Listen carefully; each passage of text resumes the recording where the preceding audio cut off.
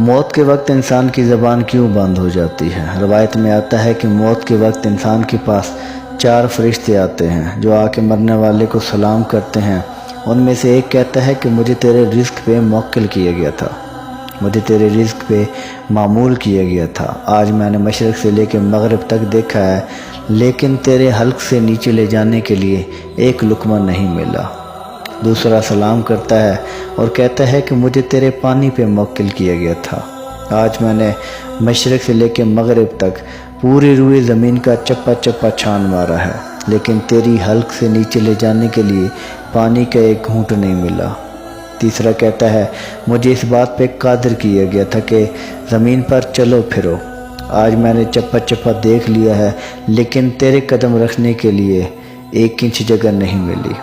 چوتھا کہتا ہے کہ مجھے تیری سانسوں پہ موکل کیا گیا تھا، اور میں نے آج مشرق سے لے کے مغرب تک دیکھا، پوری روئے زمین کا جائزہ لیا، لیکن اس میں سے ایک بھی ایسی ہوا کا ذرہ نہیں جو تجھے سانس دے سکے، تیرے اندر جا سکے، یعنی ایک سانس کی مہلت بھی تیرے اندر باقی نہیں۔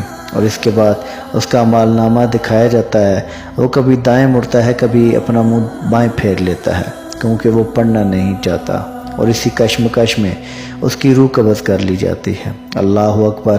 یہ وہ لمحات ہیں، یہ وہ وقت ہے جس میں سے ہر جاندار چیز نے گزرنا ہے، خواہ وہ کسی ملک کا بادشاہ ہے یا کسی درگاہ پہ بیٹھا ہوا فقیر، کوئی امیر زادہ ہے یا کوئی غریب، یا کوئی شہزادہ ہے یا کوئی فقیر زادہ ہے، اس نے اس کشمکش سے ضرور گزرنا ہے۔ اور اللہ کے رسول فرماتے ہیں کہ اگر میں تمہیں موت کے بعد کے معاملات بتا دوں تو تم ساری زندگی ہنسو کم اور رو زیادہ۔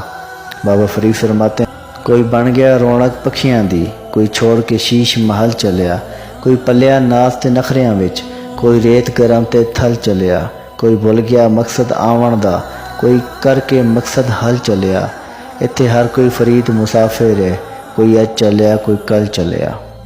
ہم سب اپنی باری کے منتظر ہیں۔ یہاں پہ ایک نقطہ اور بتا دیتا ہوں کہ اللہ نے یہی کیوں کہا کہ ہر جاندار نے موت کا ذائقہ چکھنا ہے۔